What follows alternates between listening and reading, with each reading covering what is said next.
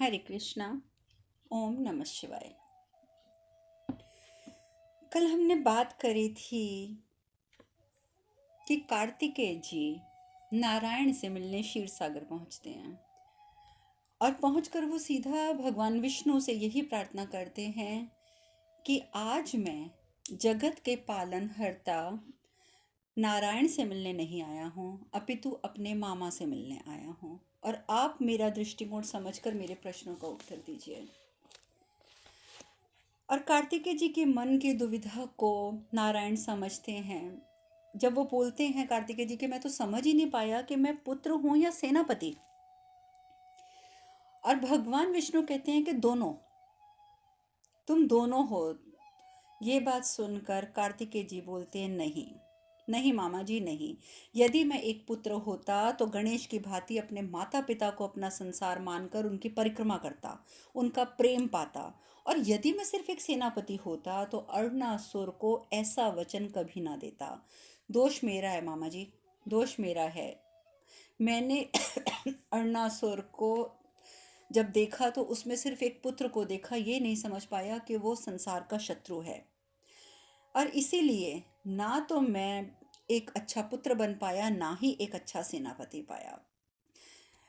एक ऐसा पुत्र जो वात्सल्य के लिए तड़प रहा है, तरस रहा है, ये सोचकर मैंने अरुणासुर को वचन दे दिया, क्योंकि मेरे मन में यही आया कि अरुणासुर भी वैसे ही तरस रहा है, वैसे ही तड़प रहा है जैसे मैं तड़पता हूँ, जैसे मैं तरसता रहा हूँ आजीवन।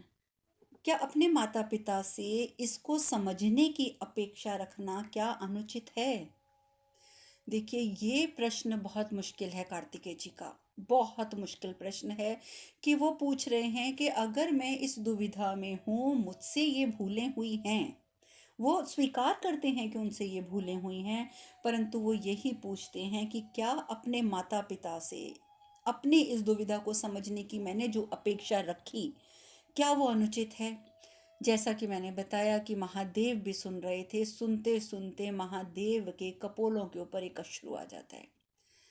उनकी आंख से अश्रु गिर जाता है कि उनका पुत्र ये कैसे विचार पाले हुए रह रहा है, जबकि वो तो ये समझते हैं कि मेरा पुत्र जो कि एक देवता है, देवताओं का सेनापति है, वो हर बात को स्पष्ट रूप से समझता है। लेकिन नहीं, कार्तिकेय जी के मन में बहुत दुविधाएं हैं, बहुत दुविधाएं हैं। परंतु देखिए, जैसे कि महादेव ने समझाया कि कार्तिकेय, इस बार तो पूरे तरीके से भूल तुम्हारी थी। कृतिकाओं के पास माता पार्वती के पास गया तो माता पार्वती ने समझाया कि भूल तुम्हारी थी। जब वो कृतिकाओं के पास पहुंचे तो कृतिकाओं ने कहा भूल तुम्हारी थी। और अब भगवान विष्णु भी कहते हैं कि तुमने भूल तो की है कार्तिकेय, भूल की है। परंतु तुम्हारी सबसे बड़ी भूल ये सोचना है पुत्र कि तुम्हारे माता पिता तुम्हें नहीं समझते। ये तुम्हारी सबसे बड़ी भूल है कि तुम अपने मन में ये बिठा कर बैठे हो कि तुम्हारे माता पिता तुम्हें नहीं समझते। तुम्हारा ये सोचना कि तुमने जो किया है या जो कार्य तुमसे हुआ है उसे तुम्हारे माता पिता नहीं समझते, तुम्हारे हित के विषय में तुम्हारे माता पिता तुम्हारा साथ नहीं देते, तुम्हें नहीं समझ पा रहे, बहुत गलत सोचते हो कार्तिकेय, बहुत गलत सोचते हो। संसार के कल्याण हेतु उन्होंने तुम्हारा परित्याग किया था, अवश्य किया था, संसार के कल्याण हेतु, क्योंकि वो सिर्फ तुम्हारे माता पिता नहीं हैं, वो जगत माता पिता हैं। तुम क्यों भूल जाते हो? और संसार के कल्याण हेतु उन्होंने तुम्हारा परित्याग किया था, और उस परित्याग से उन्हें कितनी पीड़ा हुई थी, इससे तुम अवगत नहीं हो, इससे तुम अवगत नहीं हो। किंतु मैं हूँ, मैंने देखा है, तुम्हारे माता पिता को तड़पते हुए मैंने देखा है। और मैंने ये आपको अभी 2 दिन पूर्व भी बताया था कि तड़पते तो महादेव भी थे, परंतु माता पार्वती ज़्यादा तड़पती थी अपने पुत्र के लिए।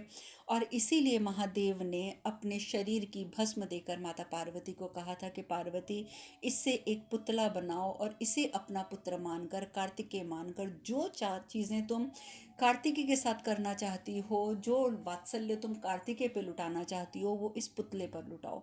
तुम्हें यही महसूस होगा कि तुम कार्तिकेय पे लुटा रही हो। और मैंने उदाहरण भी दिया था कि जैसे हम लड्डू गोपाल को अपने जब घर में लाते हैं तो उन्हें अपने पुत्र की तरह पालते हैं, उनको हम नहलाते हैं, धुलाते हैं, स्वच्छ वस्त्र पहनाते हैं, खाना खिलाते हैं, उनको शयन के लिए उनका बिस्तर लगाते हैं, सुबह उठाकर उनको फिर स्नान करवाते हैं।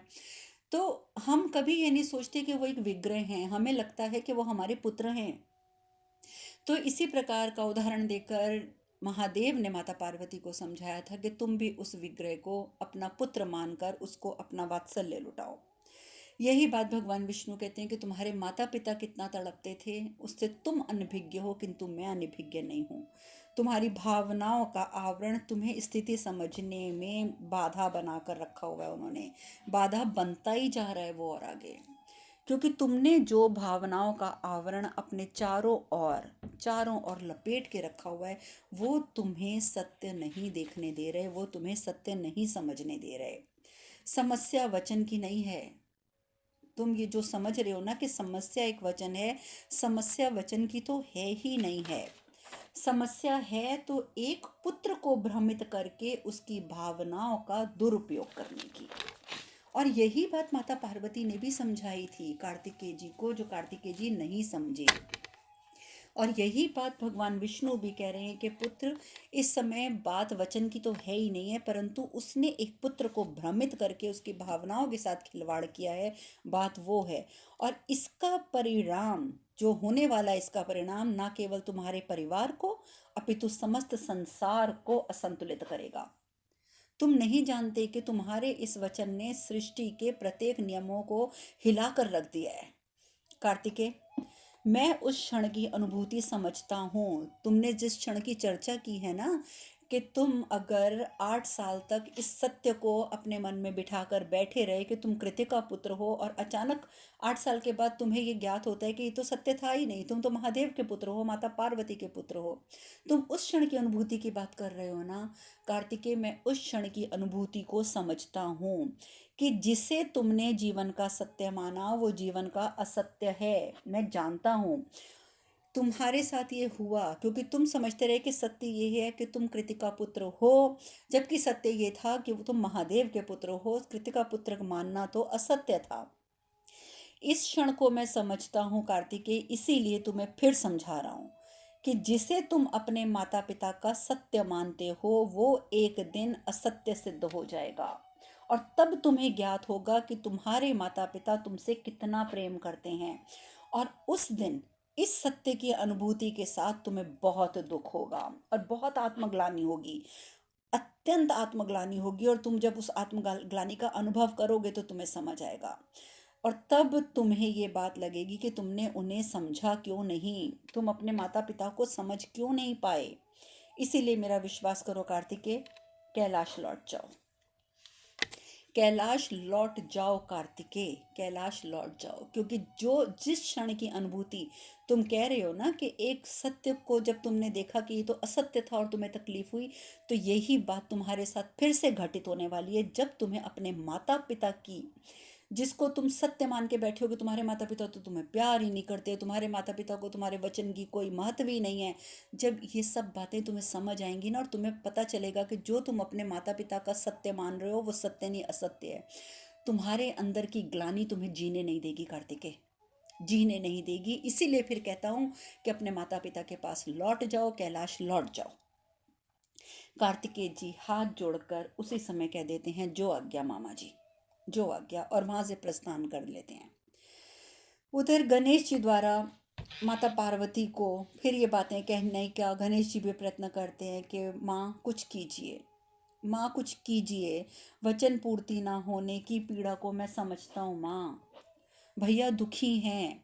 मैंने जब भी किसी को वचन दिया है मैंने उसे अवश्य पूर्ण किया है, और मैं वो वचन क्यों पूर्ण कर पाया हूँ माँ, क्योंकि सदैव आपका और पिताजी का आशीर्वाद मेरे साथ रहा है। आज भैया को उसी आशीर्वाद की आवश्यकता है माँ। भैया किसी को वचन नहीं देते, और अगर उन्होंने वचन दिया है तो मात्र इसलिए कि उन्हें अरुणासुर की व्यथा में एक पुत्र की व्यथा लगी। तो इसमें भैया का क्या दोष है माँ। भैया के अंदर तो एक सद्भावना जागृत हुई कि उनको लगा कि अरुणासुर गलत व्यक्ति नहीं है, गलत दैत्य नहीं है, वो अपनी माता को खोने की पीड़ा में व्याकुल है, और यही सोचकर भैया ने उसको वचन दे दिया। इसमें उन्हें अरुणासुर का माँ के प्रति अपार प्रेम दिखा, वैसा प्रेम दिखा माँ जैसा भैया आपसे करते हैं। भैया आपसे अपार प्रेम करते हैं माँ, मैंने ये अपने आंखों से देखा है। जब आप पांच तत्वों की ऊर्जा प्रसारित कर रही थी और जब आप कष्ट में थी तो मैंने देखा है भैया को तड़पते हुए।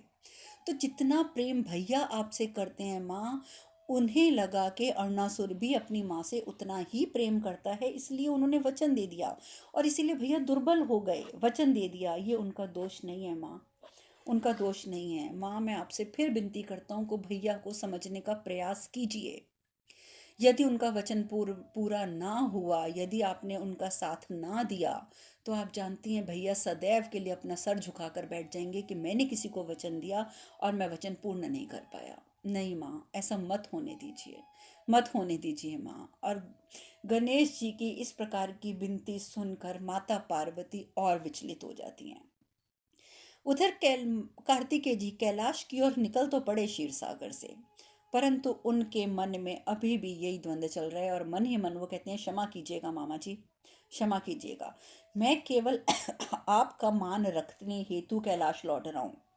मुझे नहीं लगता कि यहाँ मेरा कोई स्थान है। मैं सिर्फ आपके कहने पर कैलाश लौट रहा हूँ। त्रिदेव सुन रहे हैं, भगवान शिव भी सुन रहे हैं, ब्रह्मा जी भी सुन रहे हैं, भगवान विष्णु भी सुन रहे हैं। जैसे ही वापस मुड़ने के लिए मुड़ा की आवाज आई पुत्र, और कार्तिकेय जी ने पलट कर देखा कि पीछे माता पार्वती खड़ी हैं। माता पार्वती कहती हैं पुत्र, हम जानते हैं कि तुम हमसे रुष्ट हो, हम जानते हैं कि तुम रुष्ट हो, परंतु कार्तिकेय जी कहते हैं नहीं माँ, मेरे पास रुष्ट होने का अधिकार ही कहाँ है, अधिकार कहाँ है मेरे पास कि मैं अपने माता पिता से रुष्ट हो जाऊं। माता पार्वती कहती हैं कि अपने माता पिता पर संतान अपने अधिकार कभी नहीं खोती है। माता के पिता के ऊपर संतान के अधिकार सदैव रहते हैं, चाहे वो इस बात को माने या वो ना माने। और अगर वो ये चाहें कि वो उन अधिकारों को खो देंगे, तब भी वो उन अधिकारों को खो नहीं सकते। माता पार्वती की ये बातें सुनकर कार्तिकेय कहती हैं जो अधिकार मुझे कभी प्राप्त ही नहीं हुआ, वो मैं खो कैसे सकता हूँ माँ।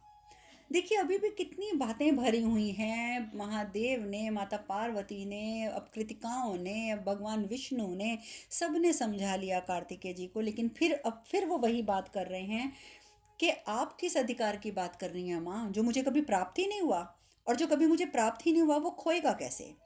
माता पार्वती बोलती हैं ऐसा क्यों कह रहे हो पुत्र, क्यों कह रहे हो तुम ऐसा, हमने तुम्हें जन्म दिया है, हमने तुम्हें जन्म दिया है, क्यों कर रहे हो तुम हमारे साथ ऐसी बातें।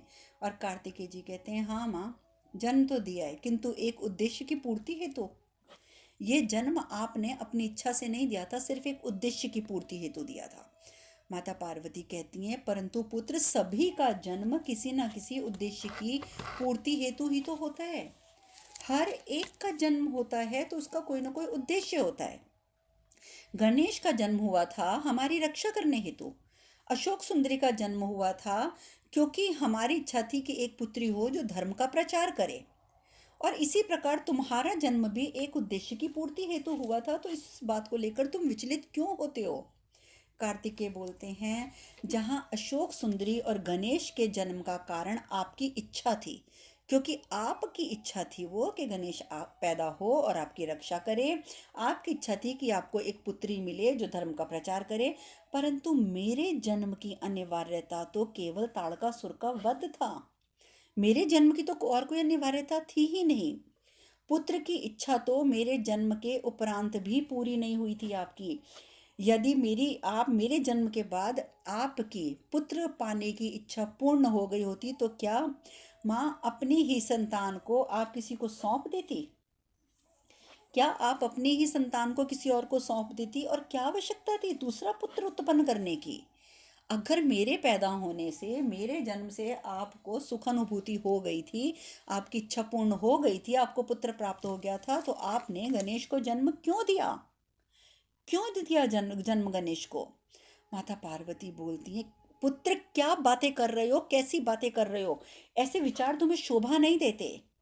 कार्तिकेय जी कहती हैं ये विचार नहीं है माँ, ये विचार नहीं है, ये मेरे जीवन का सत्य है। माता पार्वती के नेत्रों में अश्रु आ जाते हैं। माता पार्वती बोलती हैं, केवल तुम्हारे दृष्टिकोण से पुत्र, केवल तुम्हारे दृष्टिकोण से, अपितु ये सत्य नहीं है। तुम हमारे पुत्र हो, तुम हमारे पुत्र हो और हमारे पुत्र रहोगे सदा। कार्तिकेय बोलती हैं, यदि ये सत्य होता तो इसका प्रमाण मुझे कहीं तो मिलता, कहीं तो इसका प्रमाण मिलता, कभी तो इसका प्रमाण मिलता कि मैं आपका पुत्र हूं और मैं आपकी इच्छा से पैदा हुआ हूं। कहीं तो मुझे इसका प्रमाण मिलता कि आप मुझसे प्रेम करती हैं। माता पार्वती कहती हैं, दुर्भाग्य है पुत्र, दुर्भाग्य है तुम्हारा, जो नारायण, महादेव, कृतिका, गणेश और हमारे समझाने के बाद भी तुम नहीं समझ पाए, नहीं समझ सके तुम कुछ भी। और आज तुमने अपनी माँ से उसकी ममता का प्रमाण मांग लिया, अपनी माँ से प्रमाण मांग लिया, से प्रमाण मांग लिया, से प्रमाण मांग। माता पार्वती के आंखों से अश्रु बहने लगते हैं कि तुमने आज अपनी माँ से प्रमाण मांगा है, उसकी ममता का। इस समस्त जगत की माताओं और संतानों के संबंध पर प्रश्न उठाया है कार्तिकेय तुमने, इस जगत की समस्त माताओं और पुत्रों के ऊपर। प्रमाण चाहिए ना तुम्हें, तुम्हें प्रमाण चाहिए ना कि हम तुमसे प्रेम करते हैं या नहीं करते। हम तुम्हें प्रमाण देंगे, अब हम तुम्हें प्रमाण देंगे, अपनी ममता का प्रमाण अवश्य देंगे पुत्र, अब हम तुम्हें अवश्य देंगे, भले ही उसके परिणाम हमारे लिए, समस्त जगत के लिए कितने ही अनर्थकारी क्यों ना हो जाएं, परंतु अब हम तुम्हें प्रमाण देंगे, क्योंकि अब इस विवाद पर विराम लगाने का कोई विकल्प शेष नहीं है। सबने समझा कर देख लिया तुम्हें, परंतु तुम्हें किसी की बात का कोई असर नहीं है। तुम्हारी यही जिद है ना कि तुम्हें हमारे प्रेम का, हमारी ममता का, हमारे वात्सल्य का प्रमाण चाहिए, तो अब तुम्हें प्रमाण मिलेगा। हम तुम्हारे वचन की पूर्ति अवश्य करेंगे पुत्र। तुमने यही वचन दिया है ना अरुणासुर को कि तुम उसकी मृत माँ को जीवित कराओगे, तो ठीक है, हम तुम्हारी बात को अब मान देंगे, हम तुम्हारा वचन पूरा करेंगे। और ये कह के माता पार्वती महादेव के समक्ष पहुंच जाती हैं। महादेव के समक्ष जाके कहती हैं, स्वामी, हम आपसे एक निवेदन करने आए हैं, कार्तिकेय के वचन की पूर्ति हेतु। कुछ भी कह लीजिए, कार्तिकेय हमारा पुत्र है और यदि उसने वचन दिया है तो उसकी पूर्ति हेतु हमें आपसे आज बात करनी है। हमें स्मरण है स्वामी कि आपने हमें तटस्थ रहने के लिए कहा था। आपने ये कहा था कि हम एक माँ बनकर नहीं, एक आदि शक्ति बनकर इस समस्त घटनाक्रम को देखेंगे। और हमें अपना उत्तर भी स्मरण है, हमें अपना उत्तर भी स्मरण है कि हमने कहा था कि स्वामी, यदि एक माँ हावी होने लगी हम पर तो आदि शक्ति संभाल लेगी, परंतु नहीं स्वामी, नहीं। आज हम आपसे इसी विषय पर पुनः चर्चा करने आए हैं।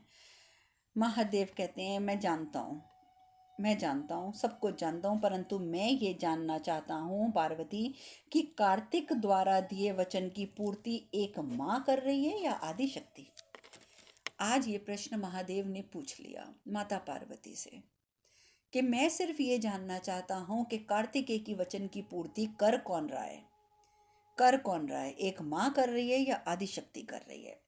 माता पार्वती कहती हैं, आदि शक्ति और हम दोनों ही उस वचन को पूर्ण करेंगे और इसका संपूर्ण दायित्व भी हम और आदि शक्ति दोनों स्वीकार करेंगे। हम एक माँ के रूप में और एक आदि शक्ति के रूप में समस्त दायित्वों को स्वीकार करेंगे कि इस घटना के बाद जो कुछ होगा सृष्टि में, उसका उत्तरदायित्व हमारा है। महादेव कहते हैं, पार्वती, कई बार परिस्थितियां जीवन में ऐसी हो जाती हैं कि वो नियंत्रित नहीं हो पाती हैं और वो जीवन को नियंत्रित करने लग जाती हैं कि अपने उत्तरदायित्व का स्मरण भी नहीं रहता इंसान को। परंतु स्मरण रहे कि जब जब ऐसा हुआ है पार्वती, उसके अत्यंत विनाशकारी परिणाम हुए हैं। इसीलिए तुम जो भी निर्णय लो, जो भी निर्णय तुम लेना चाहती हो, तुम जो भी निर्णय लो, भली भांति विचार करके लेना, बिना विचार किए मत लेना। बस हम तुमसे यही कहेंगे। माता पार्वती कहती हैं, हम विचार कर चुके हैं स्वामी, हम विचार कर चुके हैं। अब ये अत्यंत आवश्यक हो गया है, क्योंकि आज एक पुत्र ने अपनी माँ से उसके मातृत्व का प्रमाण मांगा है और अब हमें वो प्रमाण उसे अवश्य देना है। हमें बताना है अपने पुत्र को कि हम तुम्हें अत्यंत प्रेम करते हैं, अब ये परिस्थिति यदि ऐसी है तो है स्वामी, हम आपको वचन देते हैं कि इस संपूर्ण परिस्थिति में जो कुछ होगा उसका उत्तरदायित्व हम स्वयं निभाएंगे। महादेव कहते हैं उचित है पार्वती, उचित है, मैं तुम्हें रोकूंगा नहीं। ये तुम्हारे और तुम्हारे पुत्र की बात है, इसलिए मैं तुम्हें रोकूंगा नहीं। और कुछ कहना चाहती हैं आप? माता पार्वती कहती है नहीं स्वामी, क्या आप मुझसे और कुछ कहना चाहते हैं? महादेव चुप हो जाते हैं, महादेव कोई जवाब नहीं देते। माता पार्वती कहती हैं स्वामी, हम दोनों ने अपने जीवन में उपस्थित होने वाली कठिन से कठिन परिस्थितियों का सामना एक साथ किया है। जब भी किसी वचन को पूर्ण करने के समय जो भी समस्याएं उत्पन्न हुई हैं, कठिन परिस्थितियां हमारे समक्ष आई हैं, हमने उन सब का सामना बहुत अच्छे से किया है। और मुझे विश्वास है स्वामी कि इस बार भी हम लोग इस परिस्थिति का सामना अवश्य कर लेंगे, हम अवश्य कर लेंगे। और ये कह के माता पार्वती वहाँ से प्रस्थान करती हैं। उधर अरुणासुर पूर्ण रूप से तपस्या में लीन है। ओम पार्वती नमः, ओम पार्वती नमः, लगातार उसका जाप चल रहा है। माता पार्वती मन ही मन में कहती हैं हम आएंगे अरुणासुर, हम आएंगे, अवश्य आएंगे। तुम्हें न केवल तुम्हारी मूर्खता का बोध करवाने हेतु, अपितु तुम्हें तुम्हारे अतीत के कुछ महत्वपूर्ण तथ्यों से भी अवगत कराने हेतु हम आएंगे। तुम्हारे जीवन का सबसे अंधकारमय दिन होगा। कल जब सूर्योदय के साथ जो दिन शुरू होगा ना, होने को तो वो सूर्योदय होगा, परंतु तुम्हारे जीवन का सबसे काला दिन होगा, वो सबसे काला दिन। और अरुणासुर जो है उसका जाप तो दिन ब दिन और तीव्र और तीव्र और तीव्र होता जा रहा है। खाना पीना त्याग कर हर समय वो जाप में लीन रहता है। माता पार्वती अपने कैलाश पर जो उन्होंने शिवलिंग स्थापित किया हुआ है, अपने शिवलिंग के सम्मुख जाती हैं और कहती हैं स्वामी, आपने हमें नहीं रोका, आपने हमें नहीं रोका, क्योंकि आपको भी ये ज्ञात है कि हम जो करने जा रहे हैं वो हमारे लिए कितना आवश्यक और महत्वपूर्ण है। कितनी ही जटिल परिस्थितियां हमने एक साथ निभाई हैं स्वामी, और आगे भी जो होगा हमें विश्वास है कि आप उसमें हमारा साथ अवश्य देंगे। ये प्रार्थना करती हैं माता पार्वती शिवलिंग के समक्ष, परंतु दूर बैठे महादेव मन ही मन कहते हैं अवश्य पार्वती, अवश्य पार्वती। शिव और शक्ति की परीक्षा में मैं सदैव तुम्हारे साथ रहा हूँ और मैं सदैव तुम्हारे साथ रहूँगा। अब माता पार्वती पहुँचती हैं गणेश जी और कार्तिकेय जी के पास, क्योंकि वो यहाँ से प्रस्थान करने से पूर्व सबसे वार्ता करना चाहती हैं। यहाँ तक कि जब वो शिवलिंग के समक्ष खड़ी होती हैं तो नंदी जी बेलपत्र, पुष्प, धतूरा सब लेकर वहाँ उपस्थित हो जाते हैं। तो माता पार्वती बोलती हैं नंदी, हमने तो तुमसे ये सब नहीं मांगा था। तो नंदी जी कहते हैं कि माता, मैं जानता हूँ आपने नहीं मांगा था, परंतु जब भी आप परेशान होती हैं और जब भी आप शिवलिंग के पास आकर वार्ता करती हैं तो आपको इस चीज़ों की, इन वस्तुओं की आवश्यकता होती है, तो इसलिए आपसे कहे बिना ही मैं ले आया। माता पार्वती कहती है नंदी, तुम बहुत अच्छे हो। जब जब हमें किसी भी चीज़ की आवश्यकता हुई है, हमारे कहने मात्र से पहले ही तुमने वो काम कर दिया है। तुम्हारे जैसा भक्त यहाँ पे कभी इस धरती पर और कोई पैदा नहीं हो सकता। नंदी, हम इतना भी जानते हैं कि जब जब हम कैलाश से दूर रहे हैं तब तक तुमने कैलाश को बहुत संभाल कर रखा है, पूरी उसकी व्यवस्था का ध्यान रखा है, गणप्रेतों का ध्यान रखा है। यदि हमारी अनुपस्थिति में कार्तिकेय और गणेश कैलाश पर थे तो तुमने उनका भी ध्यान रखा, तुमने तो नंदी स्वामी का भी ध्यान रखा है। और हम ये भी जानते हैं कि आगे भी जब ऐसी परिस्थितियां उत्पन्न होंगी तो तुम कैलाश का और परिवार का, गणप्रेतों का, सबका ध्यान रखोगे। नंदी हाथ जोड़ के कहती हैं जी माता, आपको ये सब कहने की आवश्यकता नहीं है, मैं पूरे कैलाश का ध्यान रखूंगा। अब माता पार्वती पहुंचती हैं गणपति जी के पास, यानी गणेश जी के पास और कार्तिकेय जी के पास। उनके पास पहुंचते माता पार्वती कहती हैं, संतान के लिए अपने माता पिता का निस्वार्थ प्रेम समझना सरल नहीं है। संतान समझ ही नहीं पाती कि माता पिता का जो प्रेम होता है वो सदैव निस्वार्थ होता है। माता पिता अपने स्वार्थ हेतु अपने संतानों से प्रेम नहीं करते हैं। वो प्रायः ये सोचता है संतान कि यदि उसके माता पिता ने उसकी इच्छा पूरी नहीं की है, उसकी इच्छा पूर्ति नहीं कर पाए हैं, तो इसका ये अर्थ है कि उसके माता पिता उससे प्रेम ही नहीं करते। कोई भी संतान हो, उसकी इच्छा यदि पूर्ण ना की जाए तो वो तुरंत ये सोच लेती है कि उसके माता पिता तो उससे प्रेम ही नहीं करते, उसकी इच्छाएं उसके माता पिता के लिए महत्वपूर्ण ही नहीं है, और वो संतान अपने माता पिता के लिए महत्वपूर्ण नहीं है। और ये शंका पूर्ण रूप से तभी दूर होती है जब एक संतान स्वयं माता पिता बनता है। जब तक एक संतान सिर्फ संतान होती है तब तक उसे ना तो अपने माता पिता का निस्वार्थ प्रेम समझ आता है, और उसके मन में ये जो शंका रहती है सदैव कि उसकी माता पिता की नज़र में उसकी इच्छाओं का तो मान ही नहीं है, जैसे इस समय कार्तिकेय की नज़र में है कि उसके दिए हुए वचन का हम मान ही नहीं रख रहे हैं। परंतु ये सब शंकाएं उस दिन खत्म होती हैं जब वो संतान स्वयं माता पिता बन जाती है। तब उसे समझ में आता है कि माता पिता बनना कितना बड़ा दायित्व है। माता पिता बनना कोई मजाक नहीं है, एक बहुत बड़ा दायित्व है। और तब उसे ज्ञात होता है कि उस दायित्व का दूसरा नाम त्याग है। यानी कि माता पिता अगर सारी उम्र अपने बच्चों का पालन पोषण करते हैं, अपने उनके प्रति अपने दायित्वों की पूर्ति करते हैं, तो माता पार्वती ने यहाँ हमें ये बताया कि उन दायित्वों का दूसरा नाम त्याग है। और तभी उसे समझ आता है कि उसके माता पिता के निर्णय, उनके मार्गदर्शन का क्या महत्व था। एक पुत्र जब तक पुत्र है वो नहीं समझ पाता कि यदि एक माता पिता कोई निर्णय ले रहे हैं तो उस निर्णय का क्या मतलब है, और अगर वो अपने पुत्रों का मार्गदर्शन कर रहे हैं तो उस मार्गदर्शन का क्या महत्व है। ये हर एक बात उसे तभी समझ आएगी जब वो स्वयं माता पिता बनेगा। और माता पिता कभी भी ये नहीं चाहते कि उसकी संतान उसके प्रति कृतज्ञ रहे। कभी कोई माता पिता नहीं चाहते कि हमने तुम्हारे लिए ये किया, तुम कृतज्ञ रहो। नहीं पुत्र, माता पिता ने कभी नहीं चाहा कि तुम उसके कृतज्ञ रहो।